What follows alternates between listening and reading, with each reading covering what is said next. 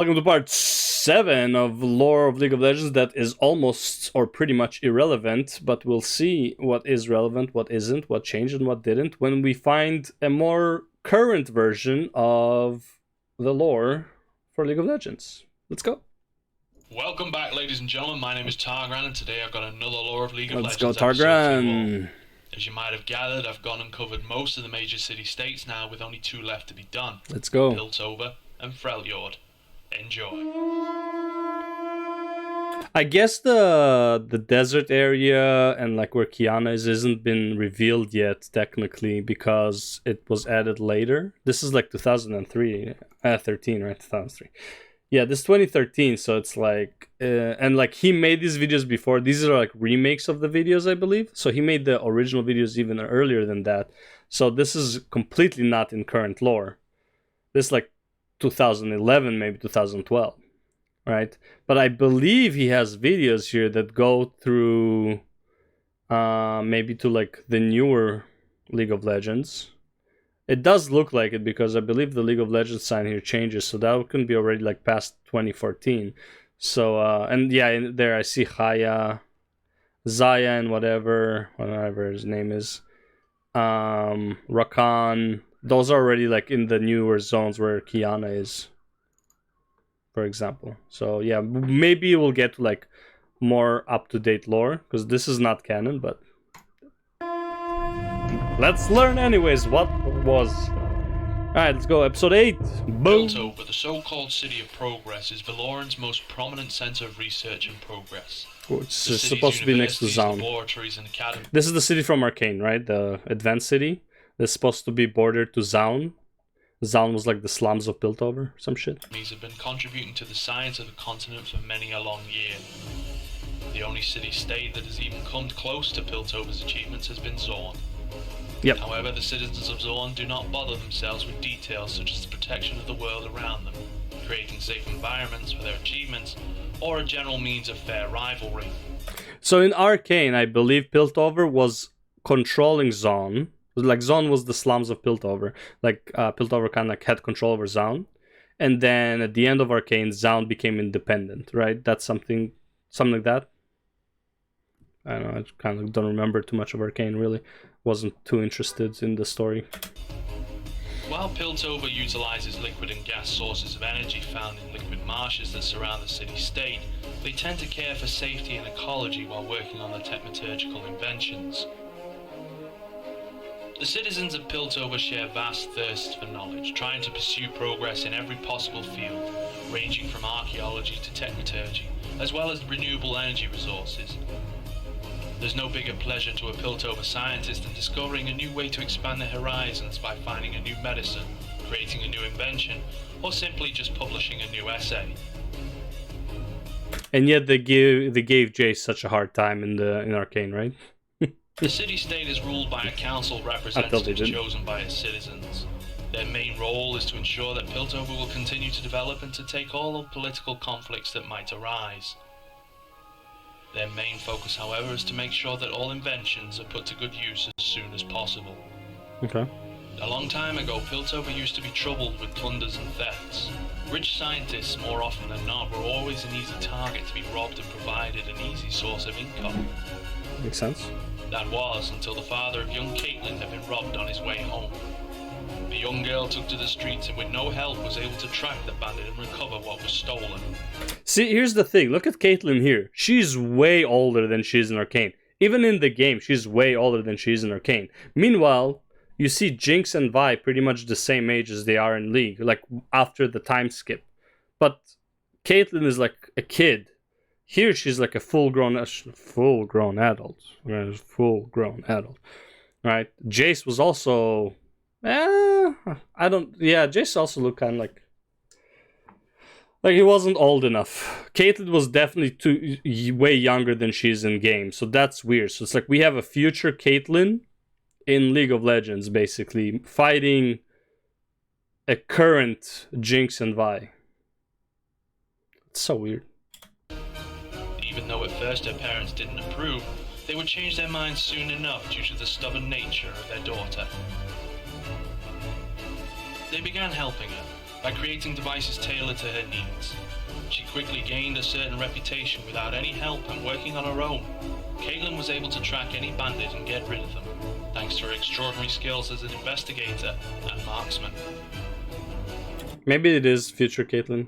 Maybe Arcane is still in the past, like the story of Arcane, even though it's, I guess, supposed to be current after the time skip that they had there, where Vi got released from jail. Maybe it's still technically in the past compared to, like, League of Legends? Like a background story? So Arcane 2 should get to current times or something like that? I don't know, it's weird.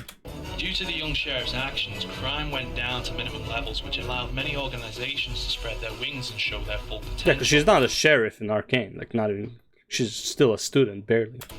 A good example of that would be the Yordle Academy of Science and Progress. There's a large number of Yordles living within Piltover. Many of them have come here a long time ago to sate their hunger for knowledge, and led by Heimerdinger, the revered inventor. Okay. Since then, due to the government of Piltover's help, Yordles have been able to form a functional institution at the Academy. He has taken part in much research and greatly contributed to the development of Hextech and Techmaturgy. The 7 lenses of insight, a pair of goggles increasing the spectrum of view worn by Master Yi, are a good example of Heimerdinger's inventions. Ezreal, the Grandmaster Explorer of Piltover, and yet Wait, what did he say? Inventions. Goggles increasing the spectrum of view worn by Master Yi are a good example of Heimerdinger's inventions. Oh, okay. Ezreal, the Grandmaster Explorer of Piltover, and yet another league champion derived from the city-state, has become somewhat of an icon to the nation's greed for... Wait, was he from Piltover? I thought he was from Shurima. Like he's just... Or maybe he explores Shurima. Maybe that's why he's always in the desert. Because he's like the explorer, but like... Well, I guess his tech would make sense that he's from Piltover. Right? His Q specifically. Obviously, like his E and W, whatever, but like... Yeah. Knowledge. Starting his career by completely mapping out the tunnels beneath the city-state. 1 second. He's since met...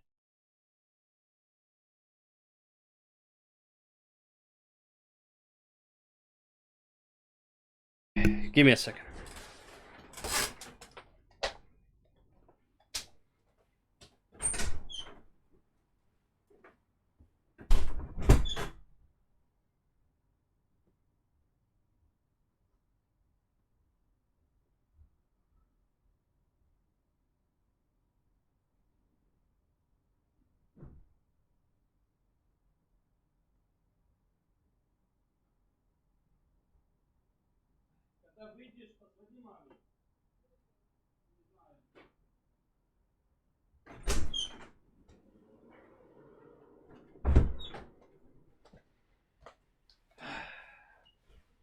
Okay. Let's get back to it.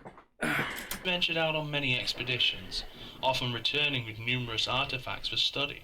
And many of his adventures have even been published in the form of romantic novels. Oh. Damn, Israel. I'm Mr. Romantic here. Freljord is probably the furthest you can get away from traditional forms of a city-state. Which one is it? For a long time, it's been an unwelcome, dangerous place in the north of Valoran. Covered in thick layers of snow, ice storms and blizzards are a common occurrence. A hostile area of the north has been populated by 3 large tribes. Okay, so that didn't change, the 3 large tribes, that's good. The Frost Archer, the Frostguard tribe, and the tribe of the Winter's Claw. Okay. While not technically in a state of war, they used to fight each other in smaller skirmishes for various reasons. Whether Survival it was the land or the misunderstanding of a trade agreement. Fair enough. Barbarians. When the tribe of the Frostguard had lost their leader due to supposedly natural causes, it was expected for the princess to claim her position. Ashe. She did. She was quickly crowned the new leader, but during this, shocked her people by claiming she would reach out to the remaining 2 tribes and form an alliance with them. Yeah, that's definitely Ashe.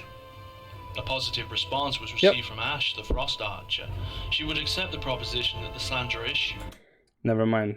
Ashe is not the queen that I thought. Wait, so who's the queen? I thought Ashe was the queen for... Well, I guess she's the leader of one of the tribes. Agreeing to work under common banner to unite Freljord. However, Sejuani, the Winter's Claw, was not so eager to accept the terms of the alliance. She gathered her troops and travelled further into the mountains. To prevent a surprise attack from Sejuani, Ash sent out a call for aid from the barbarians of the north, offering them her hospitality and a chance to prove themselves as proud, honourable warriors. After weeks of meetings and discussions, Tryndamere, the barbarian king, had agreed to join his forces with those of the united Freljord. This was beneficial for the alliance, as the barbarians served as a good reason for Sejuani to keep her distance. Yeah, the reason I thought Ash was the queen is because Ash is, she has the skin, Queen Ash, right? And then I knew Tryndamere was a king of some sort because he has the skin, King Tryndamere. Makes sense. This drew the attention of the League itself. Oh. When representatives of Freljord wanted to join the League previously, they'd been refused the honour as their people were not organised as an official city-state, and no one person could speak for the majority of its citizens. Fair. After the joining of the Frostguard and the Frost Archer with the Barbarians, they were finally considered a force to be reckoned with. Almost immediately after Freljord had been introduced into the League, the United Tribes chose Ash as their queen. Okay. So that makes sense. Wait, so was she like a solo person in there? Like, she was just like the Frost Archer for like just playing solo? And then she became the queen somehow? So weird. She was the first princess to unite the tribes under a common banner since the War of the Three Sisters. Yeah, that's what I thought. Like, so why does he say it in such a confusing way? Yeah. So Ash was the princess. When she became queen, she decided to unite the tribes, right? That's pretty much what happened. And then she sent a request to Tryndamere to defend against the Frostclaws or whatever. A few hundred years earlier. Following the traditions of Freljord, the new queen had been asked to choose a new king for herself. In order to make sure the agreement between Freljord and the Barbarians would last, she chose Tryndamere as her king and husband. But, I mean, can't blame you. He has a massive sword. I mean, come on. Can't say no to Tryndamere with his massive sword. The only choice the new queen would make. Nunu, the Yeti rider, was chosen as the first of Freljord's representatives in the League, and the official position of royal advisor was offered to Sejuani. Nunu? However, she refused, stating she would serve no queen other than herself. Oh, God. Surprisingly enough, many of her people didn't seem to share that idea, as they travelled to the ancient capital Get fucked, Sejuani. to attend Ash's coronation ceremony. Get fucked, Sejuani. No one wants you as queen. Demacia has had its misdealings with Freljord in the past, but upon hearing rumours of coming evils, Quinn and her companion Fala, the Demacia's wings, were dispatched to the northern lands to pertain if any of the rumours had bearing to them. Okay, on makes her sense. The travels Queen's and from experiences Demacia. with the various tribes, it became evident that the tribes were divided and Freljord was not secure. But it wasn't until her visit to the Frostguard tribe and her meeting with Lysandra that Demacia's fears would soon come to light. Oh. One night within the city of the Frostguard, Quinn discovered a group of the tribe knelt in a circle around a giant stone eye, speaking in a strange tongue that she had no knowledge of. They left the city, but were pursued by Lysandra in her true form as the Ice Witch. Okay. Escaping by merely a stroke of luck and cunning, Quinn delivered her report to Prince Jarvan IV, stating that the threat of war in Freljord was very real, and the Frostguard especially had their own agenda in all of this. Okay. And that's all I've got for you this time around. Let me know you enjoyed the video by hitting that like button and leaving your feedback in the comments section below. Now that all the major cities states have been covered, it's time to move on to the champions themselves. Amen. With a view to be redone completely because of recent changes and past mistakes, the majority will be being uploaded, hopefully with 2 or 3 on a daily basis. Thanks for watching, everyone. This guy puts so much effort into this. I'm sure, like, I'm not gonna make assumptions, but like, yeah, this guy put a lot of effort into this. Kudos to him. I mean, it doesn't help him too much that I'm like liking it now, like 8-9 years later, but whatever. Yeah, all right. Now the fun part, the champions. Okay, and hopefully there'll be more after that outside of champions. But yeah, anyways, that's the old story of the zones, and we're gonna go to Chapter 9, Amumu and Annie. I wonder if it's going by ABC or not. Like, I don't know. Why does it start with Amumu and Annie? Well, no, Timo Tristan. It's just random letters. All right. I'll see you in the next one then.